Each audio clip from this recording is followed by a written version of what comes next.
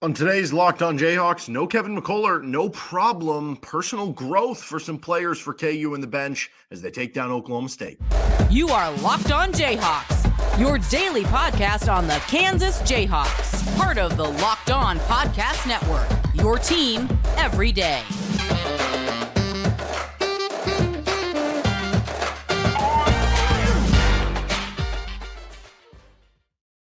I'm Derek Johnson. You can hear me as well Monday through Friday from 3 to 6 p.m. on KLWN in Lawrence with Rock Chalk Sports Talk. Thanks for making Locked On Jayhawks your first listen every day. We are free and available anywhere you get your podcasts. You can also find us on our YouTube page where you can like and subscribe to the show. On today's edition of Locked On Jayhawks, we are recapping KU destroying Oklahoma State in Allen Fieldhouse. No Kevin McCullar, no issue for KU in this one, and now sets up a pretty big one on Saturday against Houston. So we'll start with the game recap, go to the game, and then work into that what is next for KU. First, we are brought to you by FanDuel. Make every moment more. New customers join today, and you'll get $200 in bonus bets if your first bet of $5 or more wins. Just visit FanDuel.com/lockedon to get started.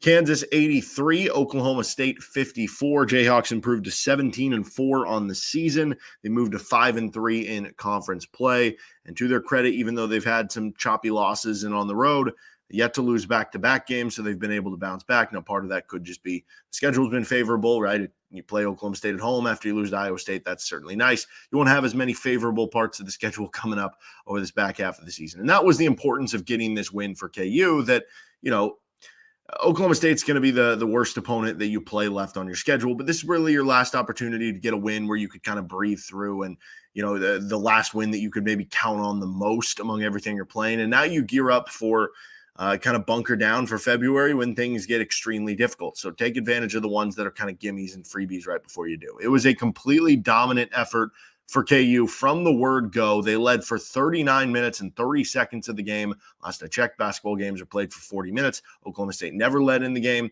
And in total, this means that Kansas, in their 2 wins over Oklahoma State, beat them by a combined 53 points. And yes, Oklahoma State is not a very good team. They're not going to be a tournament team or anything like that. But when you're playing a team like that, you know, beat the brakes off them, right? And it's not like Oklahoma State has always been blown out every Big 12 game. They had a 5-point loss in overtime to Baylor. They had a 4-point loss at K-State. They had a 5-point loss at home against TCU, a 4-point win over West Virginia. So they've played some other teams tough, and you were able to get over them in a big way. Now, Kansas, without Kevin McCullar, certainly it wasn't to a point where even before the game when they said Kevin McCullar is going to be out and he has the bruised knee, that it was something where you figured, you were worried to a point that like KU would lose the game.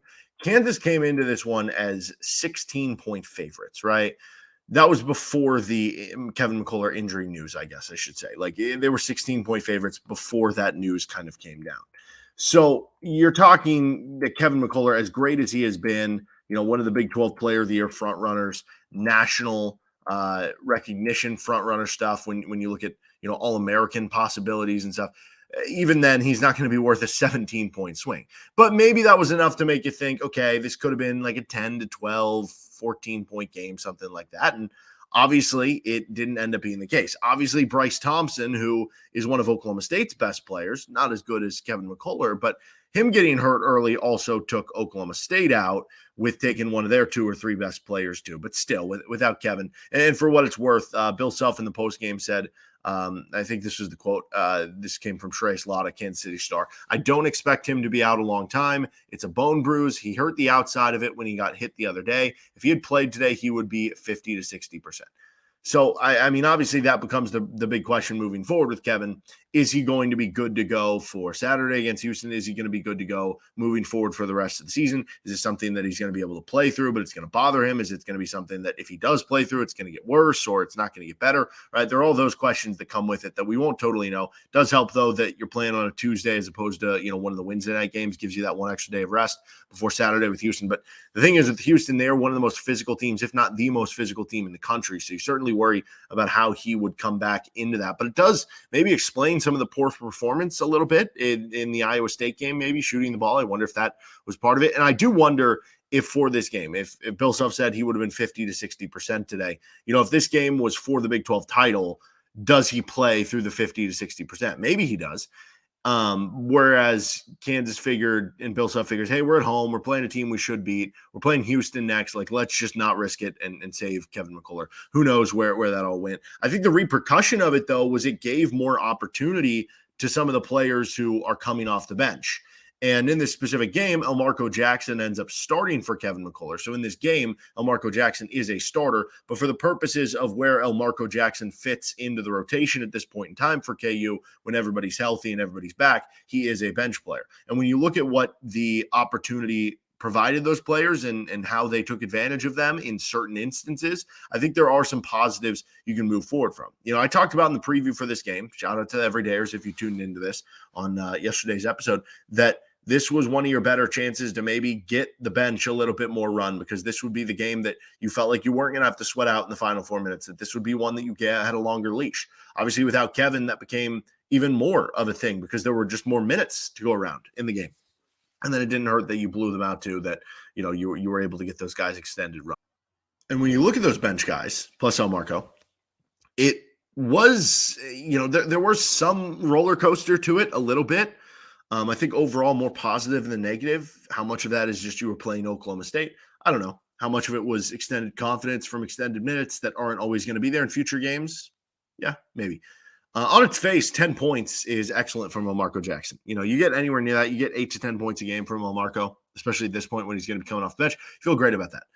Sometimes you do have to decipher what is a good game between, you know, did you just make shots or did you do all the little things well? Now, for certain players, if you made shots or not does determine if you were good that game. Like Nick Timberlake, that's his job. Come in and make shots. So, like, that determines if you had a good game or not in a lot of ways for Nick Timberlake. But for Elmarko Jackson, it's a little bit more than that. And I think this was a case of a little bit of both. Things look better when you're going 2 for 2 from 3. They just do. You know, especially if you're Elmarko and you're not known for being a great three-point shooter, right? So are we walking away from this game saying Elmarko's fixed and Elmarko looked better just because he had an overall good game? Or are we just saying it because, okay, he happened to go 2 for 2 from 3 and that ballooned him up to 10 points? Things don't look good when you're turning the ball over, throwing it into a triple team to Hunter Dickinson, and then it leads to a run out the other way, or just driving and kicking for no apparent reason to nobody, right? I do think, though, I think it was somewhere in between, because the ultimate reason why I still view this as a positive performance and possibly a step in the right direction for Elmarko is it wasn't as much as, yes, like the 2 threes kind of balloon things. And yes, this was a game where he made shots. There was more decisiveness. He was more aggressive. He had that one nice take to the bucket, which is something that I think I really look to, like, okay, you're this really athletic dude. Get downhill, get to the line, get to the rim, like hit some layups, stuff like that. He looked more aggressive. He looked more decisive in a lot of ways. Is that all product of playing free against a bad Oklahoma State team when you're winning by a lot? Is that a product of knowing that Kevin McCullar's not here and the bench is even shorter and I know that my leash is a little bit longer, so I'm more comfortable, but once Kevin comes back, I'm going to play a little bit tighter there, right? But if that's the Elmarko you get the rest of the way, even with some of the ups and downs, even understanding that you're not going to always get 2 for 2 from 3, even with, you know, like the turnovers, for instance, coming into play, like throwing into the triple team to Hunter Dickinson. Even with that, that's the importance of this game, that, you know, there are still areas that you can point to and be like, yeah, freshman mistake there, or yeah, you messed this up. And I think this applies for the entire bench in this game. Like, for instance, Parker Brown had 6 rebounds, really good. Jamari McDowell had 6 points, 3 boards. I thought he was really good off the bench. Nick Timberlake had 7 points, 6 rebounds, 2 assists. But still, there were negatives for all the guys through the bench, basically, right? Nick Timberlake went just 2 for 8 in 24 minutes. Parker Brown had 3 turnovers and didn't score. Elmarko Jackson had a couple turnovers here or there. It was not a perfect game for the bench, but you're not asking them to be perfect. You are just asking them to give you a pulse. You are asking them to be, you know, average, right? And in this game, they're probably even better than average, but when that carries over to better opponents, can you just be average instead of only giving you 2 points, instead of giving you 4 points, instead of being one of the worst, least productive benches in the conference and in the country? Can you just be average? Because if you're just average, KU has a really good starting 5, and that can be enough. And so, like tonight, you were outscored on the bench 19 to 18. That's good enough in every single game. If you're within the same range of bench scoring as the opponent, you take that. And, it was super nice that the starters didn't have to play 35 minutes and that Dwan and Hunter played 30 and 28 respectively, one of their lower minute totals of the year, along with, getting to walk on some run and having Wilder Evers hit that kind of alley-oop layup and Michael Jankovic hitting a bucket from the outside. So overall, just about everything you'd expect given the score. Kansas shot 58%. They shot 63% on twos, 44% from three at 8 of 18. Oklahoma State shot just 29%. 31% on twos. I do think that the KU defense deserves a lot of credit for how well. 31% on twos. That's really good. 28% on threes. Obviously, not having Bryce Thompson hurt there for the Cowboys. And the Cowboys are actually even in turnovers. Neither team had a ton. Both teams just 10. Oklahoma State actually won points off turnovers after being a far cry from that the last meeting. But KU led 15-7 in fast break points, 44-14 in points in the paint. And, you were up 22-8 in assists, 7-6 in steals, 4-1 in blocks. Even the rebounding stuff, like KU nabbed 11 more rebounds. Oklahoma State did have 9 offensive boards. KU only had 5, but they missed way more shots. If you just go by rebound rate, Oklahoma State got 20% of their misses. Kansas got 19%. Both teams were right around the 80% mark on defensive rebound rate. So when you look at it, like the rebounding was kind of a wash. Now, I do think there's a conversation. KU needs to be a better rebounding team, going back to the can they win a national title conversation that we had earlier this week, if you're an everydayer and tune into that. So that is certainly something they need to be better, but it wasn't something they lost tonight, for instance. All right, let's get on to our GOATs of the game and what's next for KU on this episode of Locked On Jayhawks. First, we're brought to you by FanDuel Sportsbook. Happy Super Bowl to all who celebrate, which why wouldn't you be, from FanDuel, America's #1 sportsbook. If you're like me, Super Bowl Sunday is all about scoring the best seat on the couch. Got to get there nice and early, grabbing your favorite football snacks, go for the wings, chips and dip, and placing some super bets. There's so many things you can bet on during the Super Bowl. I mean, it's extensive. What color Gatorade is going to be coming out of the jug when they toss it on the winning coach. You can pick, if you want to be simple, right? You can pick the spread, pick the team to win money line, the over under, pick a team to, player to score a touchdown or over under on yards. How many points are going to be scored? And new customers join today and you'll get $200 in bonus bets if your first bet of $5 or more wins. Just visit FanDuel.com/lockedon to sign up. That is FanDuel.com/lockedon. Make every moment more with FanDuel, an official partner of the NFL.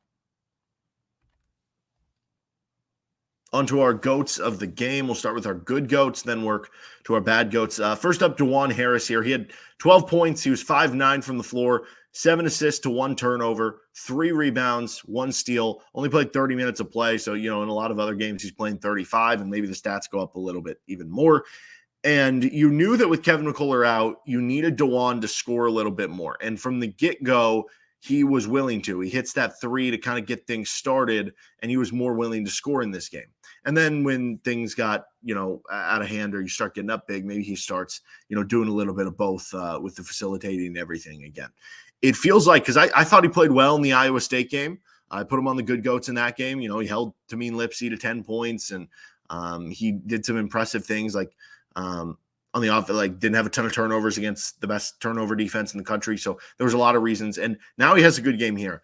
It feels like after having maybe some ups and downs with Dwan so far this season, we're on a good string of play. We're on a good run of play here over the last week or so for Dwan.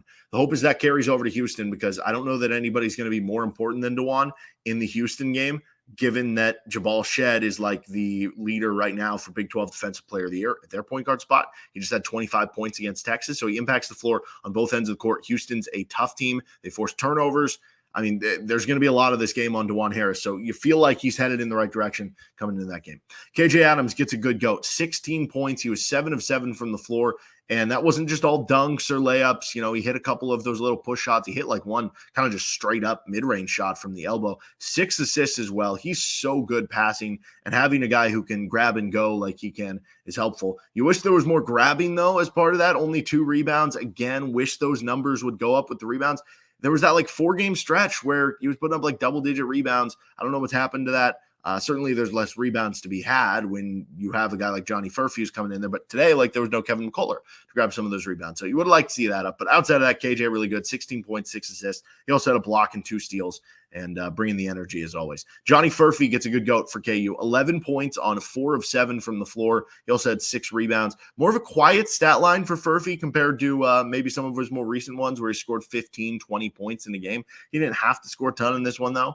And he also had the 2 assists to 0 turnovers and 1 block. He had the team best plus-minus in the game. He was plus 28. And Furphy just continues to have a big positive impact. Hunter Dickinson gets a good goat here. 16 points, 11 rebounds, another double-double for Hunter. He was 8 of 14. He missed some, I guess, kind of easy ones early, kind of similar to the Iowa State game there, but still was able to kind of get things going. He also had 2 assists, 1 block, 1 steal. He only played 28 minutes, so another guy who, if he would have played more toward his regular minute totals, maybe ends up with 20 and 15 again. One thing that's peculiar, though, that I did notice, he was only 0 for 1 from 3 in this game.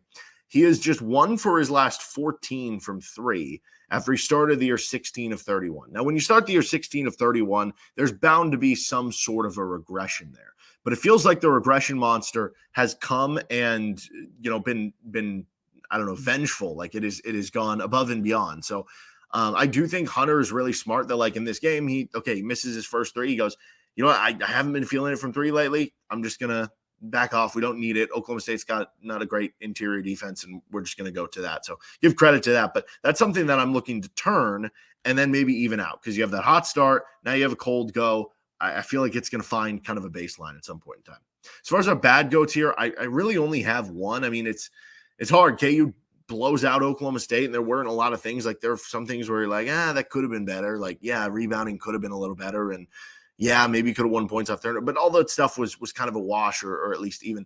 The really big bad one here is just injuries going into the rest of the season and into the Houston game, right? So Kevin McCullar unable to play in this one, and we'll see what that means for the next game and for the rest of the Big 12 season. Kevin has obviously had to deal with injuries throughout his career. I think now that he's missed this game every single season that he's played of college basketball, he's missed at least 1 game. I think last year at Kansas, when he missed 2 games, I could be wrong on that, was like the season low for him in terms of, or his, I guess, least missed games in like a season. He's had to deal with some injuries, which is unfortunate because he's a heck of a talent. So you hope that he's all right and gets through the season and everything and can go through this. But then Hunter even got banged up. Hunter Dickinson goes down, and how they kind of described it on the broadcast, he was slow to get up, and they were kind of describing it as like a hip. He probably, just hit on the floor. And obviously when you're 7'2", however many pounds Hunter Dickinson is, when you hit the floor, it probably doesn't feel too good. That's a big fall with a lot of weight going down. So maybe it was just one of those, like, hey, I just need to shake it off. There's probably going to be a bruise there or something, but I'm going to be fine long term. But that'll be something to monitor as well, if with more days there's more swelling, or how that causes any other things. Because again, going into this next game, it is going to be physical down low and grabbing rebounds and, playing smart and all those things. So let's get to what's next for KU coming up in just a moment on Locked On Jayhawks. First, we are brought to you by Jace Medical. I know we come to sports to escape from some of the crazy realities of life, but can we just talk for a minute about preparing for real life? According to the FDA, pharmacies are running out of antibiotics like amoxicillin right in the middle of the worst flu season in over a decade. You don't want to be caught in that helpless feeling, whether it's for you, whether it's for your kids or somebody else. Thankfully, we'll be okay because of Jace Medical. The Jace case is a pack of 5 different antibiotics to treat a long list of bacterial illnesses, including UTIs, respiratory infections, sinusitis, skin infections, among others. This stuff could happen to anyone, so visit jacemedical.com and complete your physician encounter. It'll be reviewed by a board-certified physician, and your medications will be dispensed by a licensed pharmacy at a fraction of the regular cost. It's never been more important to be prepared than today. Go to jacemedical.com and use offer code LOCKEDON to get $20 off your order with Jace. What's next for KU men's basketball?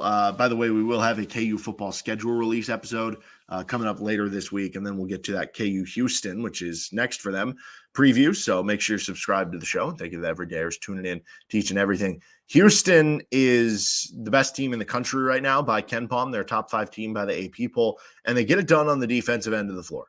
This is the number 1 defense in the country, and in fact, They right now have the best defense by rating. It's an 84.6, which is an adjusted rating to points allowed per 100 possessions based on your schedule and everything. They have the best defense by that rating since that 2019 Texas Tech team, 2018-2019 Texas Tech team that went to the national title game and almost beat Virginia in the national title game.